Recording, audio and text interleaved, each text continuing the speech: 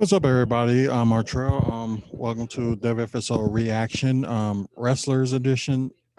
Um, I keep hearing this all day today that like the Fox tier system gives wrestlers triggers. So I don't understand what that is and didn't read that much about it. So I rather I rather post this do this episode, and my guy from Pro Wrestling Talk been knowing him for like a while now. We should do some videos like back and forward about wrestling and things like that. Um, so yeah, come check out Pro Wrestling Talk when you get a chance. Like, subscribe. He talks about wrestling, and I think he talks about like other like TV shows and stuff like that too. I'm not sure, but I know he mostly talk about wrestling.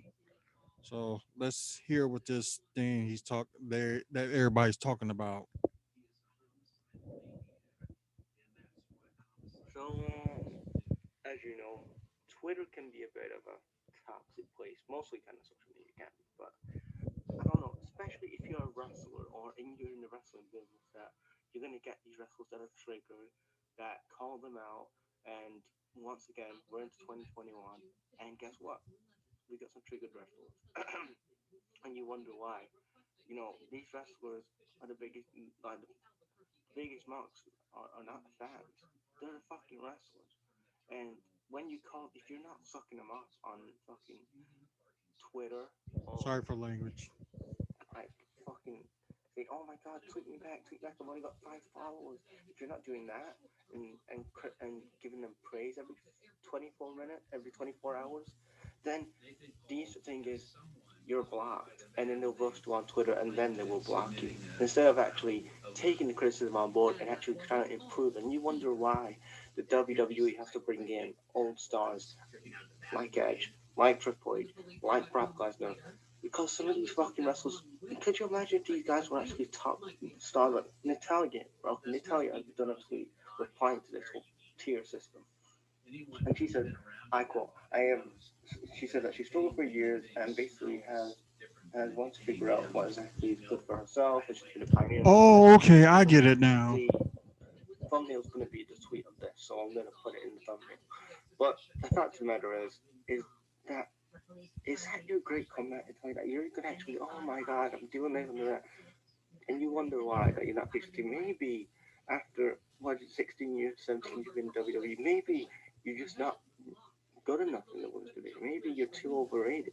Maybe you need to start working on your character and maybe actually start making fans invest in that instead of actually coming out to being the same generic person that you are. And and then other wrestlers came on board and stuff like that. But the fact of the matter is that these wrestlers are bought, and people say, oh, well, Taker's right about what he said about the industry soft. To an extent, yes. But if he was on social media back 33, 34 years ago, he would do the same. He would be the guy that would say, oh my God, you've done this, you've done that. Because the fact of the matter is, all these wrestlers are get triggered and butthurt. And they're not the ones that can take criticism because instantly you say anything bad like that, they block you. JBL is a prime example of somebody walking Goldust who came from Taker's era. Same with JBL, and actually Road Dogg came from Taker's era. So this whole thing is the older generation wouldn't have actually been butthurt about this. It's bullshit. Look at JBL, look at Road Dogg, look at Goldust. So the fact of the matter is that whenever you criticize these wrestlers, if it's just saying that the match could have been better or your character wasn't that good, or you know, you wasn't that good in this part of the thing, and you're challenging about something about this current product in wrestling. The insult says you've not worked in the wrestling business. You've never been a part of a production series. Okay, maybe not, but it's okay for you guys to talk about the airlines, the carving up places, hotels, wherever else that you need as a wrestler, the gyms. And guess what? You've never worked there either. So why is it one rule for one and one rule for another one? And then when you give them with that logic, that's when the block. That's when you get blocked. So that's it. But people getting triggered over this. You need to like these wrestlers need to start living in the real world. And stop actually getting triggered over things. If you're spending your days on Twitter getting triggered over a tier system, then you need to actually start reevaluating your career. And if it is triggering you as a wrestler and you are part watching a video, if you I don't and and, and you are getting triggered over this, then the fact of the matter is that means you need to improve as a wrestler, either as a character, a performer, or maybe burn them back and stop fucking botching every 2 minutes. Because because Tigger's right about one thing, is that these wrestlers don't know how to work safe.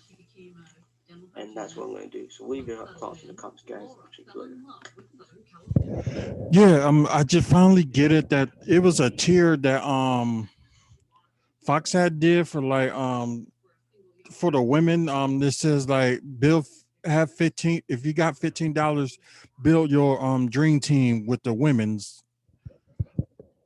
Um and I did see like Natalia did made a comment that she didn't like that. It's like I've been working hard for years and stuff like that. And yes, Natalia does have a resume. She's a former Divas champion. She's a former SmackDown Women's champion, and like won the locker room leader for the women. Um, like I guess like how I don't know, some people just like whatever about like some people just some wrestlers just being upset about if somebody says something bad about them, or they get upset over a tier that they're been placing whatever, and if they like undervalue stuff, they think they're better than that. It's like, for example, like Sammy Guerrero. From what I read was he just drinking my now alcoholic Heineken. So what was said was, I guess they wanted a storyline to do both AEW and Impact. Just want him just like to go to Impact and get in some matches. But what Sammy had wanted was to win the X Division title, like go to AEW with it as well, and also just hang on to it until they have like a tournament or something for somebody to win the tournament and face him, and wherever the case that may be. But I agree with what people saying that some of these wrestlers they overrating themselves. Like they think like they all special and they should get this push and that push and stuff like that. Some wrestlers do deserve to get a push, which some of them should. And I know some of us been saying that for years for certain wrestlers that's still on there today, that's been there for like a long time. Some of them should be getting the push that they deserve. And that's how you make new stars. Like you can I know you can easily like make stars for like them like not doing anything or not winning a title or whatever. But there's there are wrestlers that should deserve they deserve a push, and they should give the credit what the credit is due for them, and also give them a push. But yeah, I can understand what my friend over here is saying that about some of the wrestlers getting upset about certain things that's posted on online and stuff. And he was right that if you get upset over a tier or wherever a fan said, you need to reevaluate your career.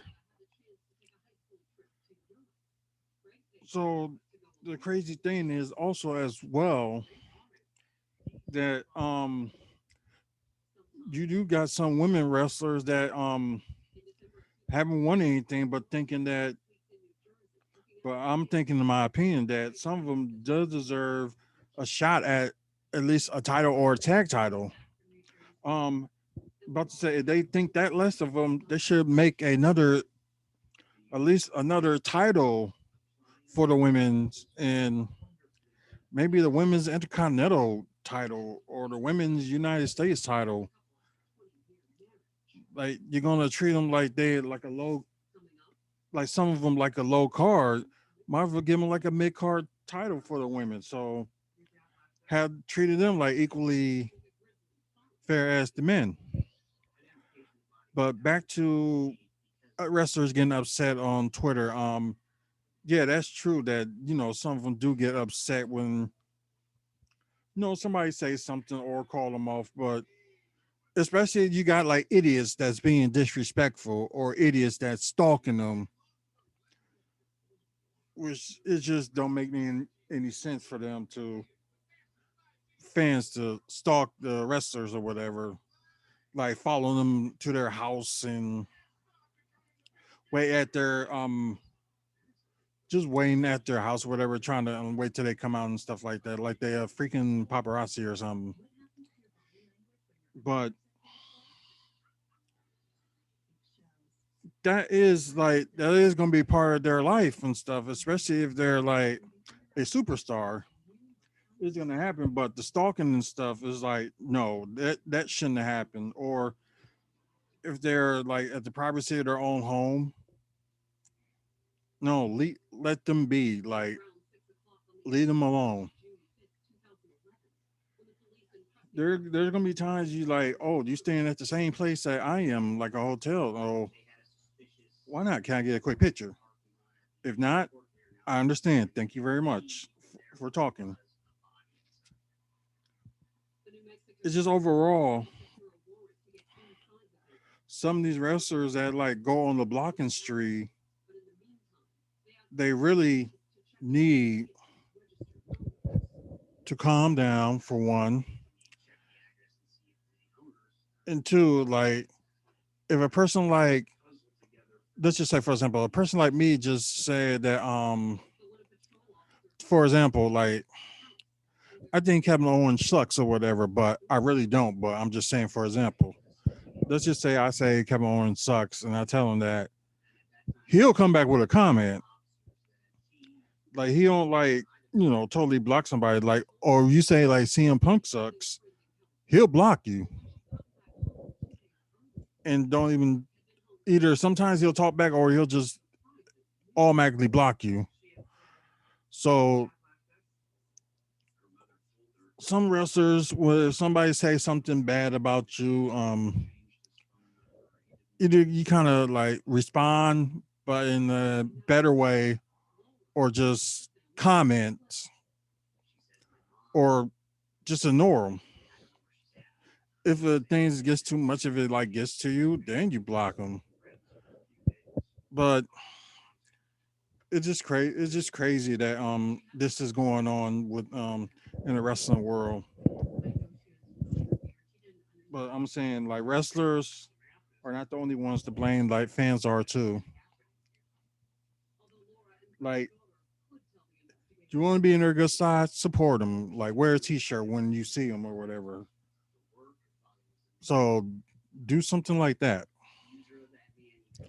But that's just my take on this. And like I said, it took me a bit during the video to finally get what he was saying, like a fox tear. So I was just like, oh God, yeah, saw it the other day, but didn't pay any mind to it, so just didn't even think about it.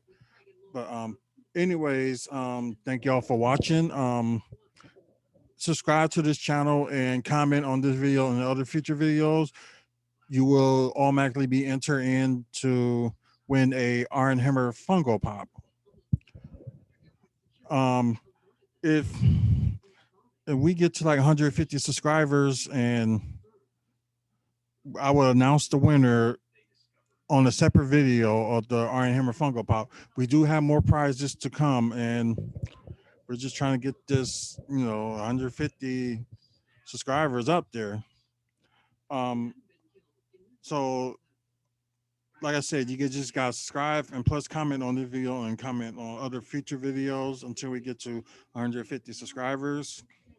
We're getting up there, so hopefully we keep that going and tell people about this channel. So, and also the more you comment on this video and other future videos, the better chance that you get on winning the Fungo Pop. So anyone can enter. Try my best to mail it to. If you live in like Australia or something, oh yeah, that's gonna be hell to pay, but we will try our best to do so to send it to you. But that's it. Thank y'all for watching and thank y'all for listening. If you like this video, just give it a like. Until the next video.